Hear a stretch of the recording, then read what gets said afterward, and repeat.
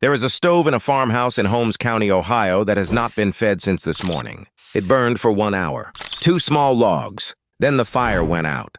And that house will stay warm until tomorrow morning without anyone touching it again. I put my hand on the wall of that stove at 10 at night, 6 hours after the fire died, and it was warm. The family inside was paying nothing for heat. When I asked the man who built it what it cost, he said $50. And then he told me the reason you have never seen one. Not because they don't work, but because they work too well. And in 37 states, they are illegal to build. This video will show you why this method disappeared and how to bring it back step by step. By the end, you'll know exactly how this system works, what it costs, why it's banned, and 3 ways to put one in a home you already own.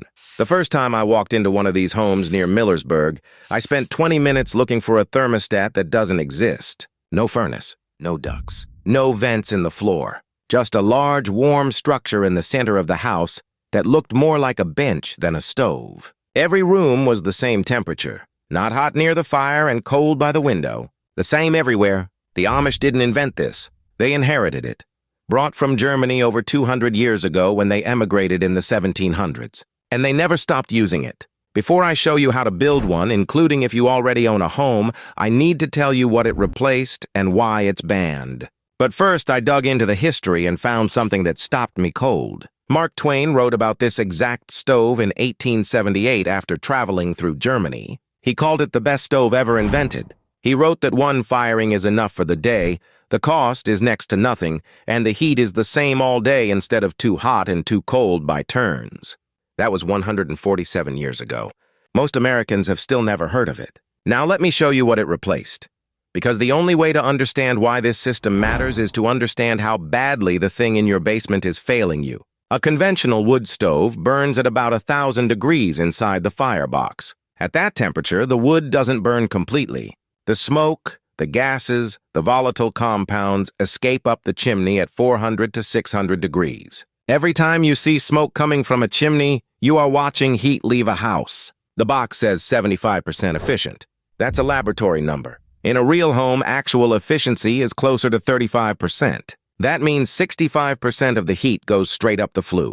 And the incomplete combustion creates creosote, a tar-like buildup that causes house fires. So you lose most of your heat and create a fire hazard at the same time. Here is what the Amish stove does differently. The principle is the exact opposite of everything you've been taught. Instead of burning slow and continuous, you burn intense and fast. The combustion chamber is shaped like a J or an L.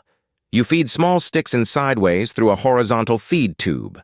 The wood travels through a burn tunnel, and the hot gases rise through an insulated vertical heat riser where the temperature reaches 1,800 degrees. At 1,800 degrees, the smoke itself catches fire. The gases that would escape up a normal chimney burn instead.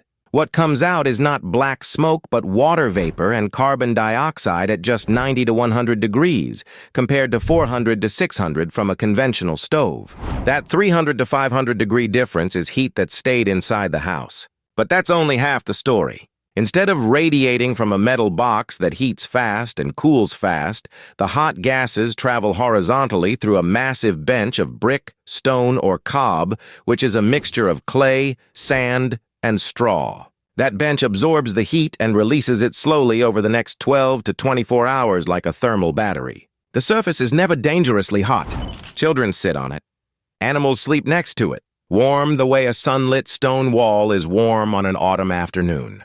The fuel is not thick split logs, but thin dry sticks about the thickness of your thumb. Fallen branches, garden clippings, scrap wood, lit with a match and newspaper, creating a roaring updraft builders call the rocket effect. You feed it 45 to 90 minutes, then stop. The bench radiates heat for 12 to 24 hours. Now the numbers, because numbers are what turn a nice story into a decision. Ianto Evans, a Welsh-born builder in Oregon, who documented the modern version through the Aprovecho Research Center, went from burning 4 to 5 cords of wood per winter with a conventional stove to about 2/3 of a cord with the rocket mass heater. Same house, same climate. That's an 80 to 90% reduction in fuel.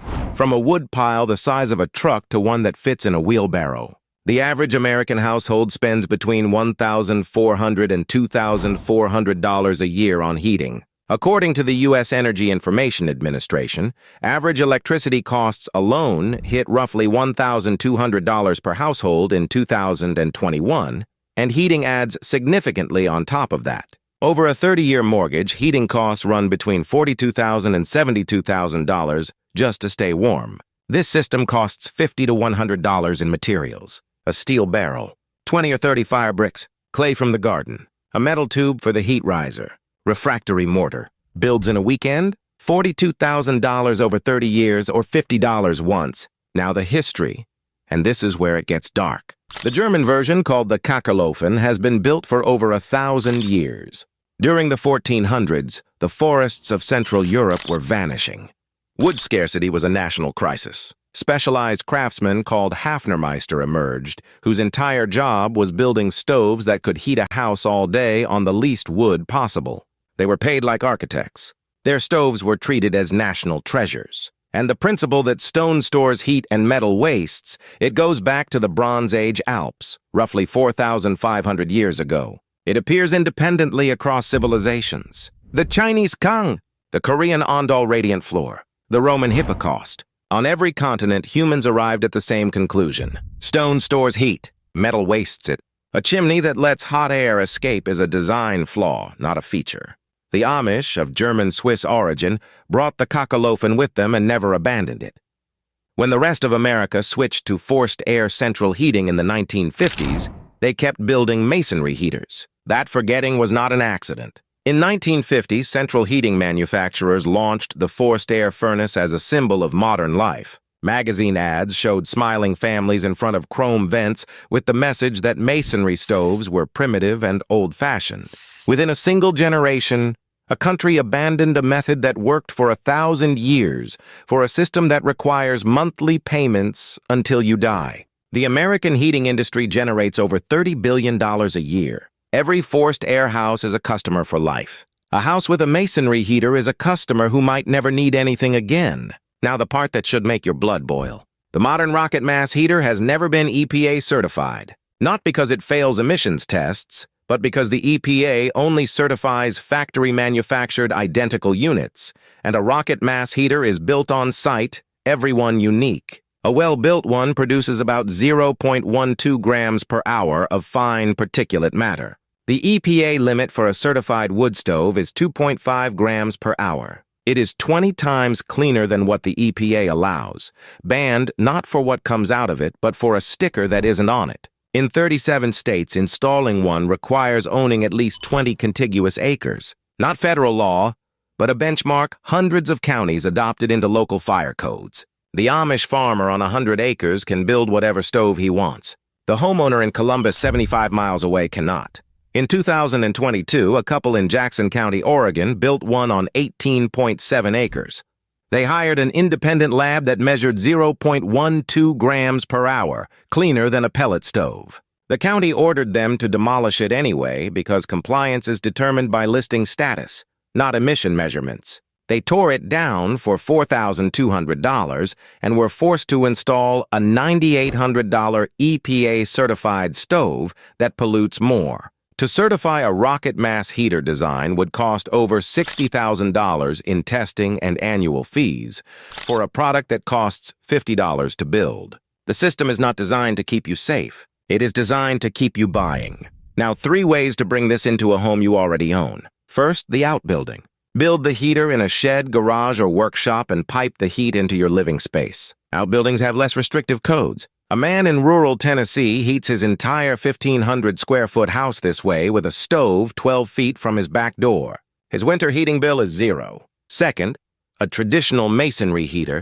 the Kachelofen style without the rocket element. It is exempt from EPA certification in most states if it weighs more than 1,800 pounds, a mass exemption written into the Federal Register in 2014. Professionally installed, it costs $3,000 to $8,000, paid off in 2 winters against $42,000 in bills. Third, and this is not legal advice, what thousands already do quietly in rural areas. Build one in a garage or basement where the emissions are so low there is virtually nothing to detect. No visible smoke, no smell, no complaints. And now the technique I've been saving for last, the one I spent weeks tracking down. It's in the Aprovecho testing records, and it's the channel geometry secret. Most builders run a single straight pipe through the bench. But Aprovecho tested a configuration where the internal flue makes 2 full reversals, like a snake, so the gases travel 3 times the distance. The exit temperature drops from 90 degrees to barely above ambient. Nearly 100% of the heat captured. It's the difference between a bench that stays warm 12 hours and one that stays warm 24. And it costs nothing extra.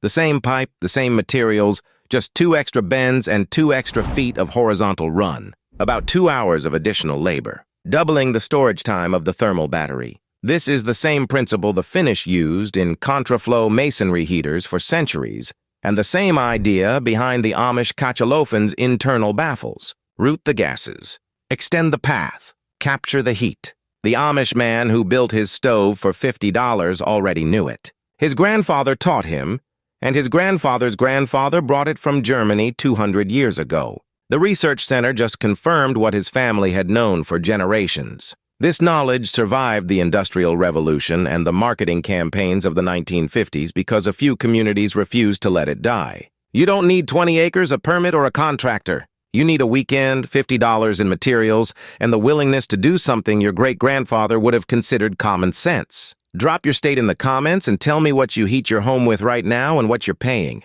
I want to build a map of what this could save across the country. If you believe real knowledge has been quietly pushed aside to protect someone else's profit, you already know what to do next. Subscribe.